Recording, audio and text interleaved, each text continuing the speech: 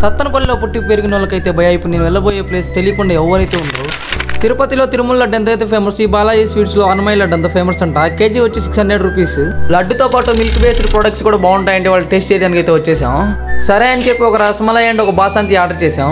Each 130 rupees charge చేస్తారు. ఇలా మన ముందే కప్పులో అయితే వేసిస్తారు వీళ్ళు. చూడండి, ఈ కప్పు చిన్నగా ఉన్న టేస్ట్ విషయంలోకి వచ్చి అయితే నిజంగానే చాలా బాగుంది. ఇంకా 4 జీడిపప్పు కూడా యాడ్ చేసినట్లయితే టేస్ట్ ఇంకా చాలా బాగుండేది.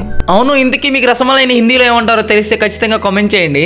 ఇక రసమలై విషయానికి వచ్చినట్టయితే టేస్ట్ అయితే నెక్స్ట్ లెవెల్లో ఉంది. బయట ఉన్న టాక్ కన్నా ఇంకా వేరే లెవెల్లో ఉంది టేస్ట్ అయితే.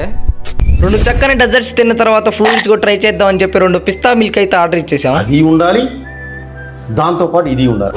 ఈచ్ 135 రూపీస్ అయితే ఛార్జ్ చేశారు. నిజంగా ఇక్కడ ఉన్న కాస్ట్కి టేస్ట్కి అయితే నిజంగా వర్త్ వర్మ.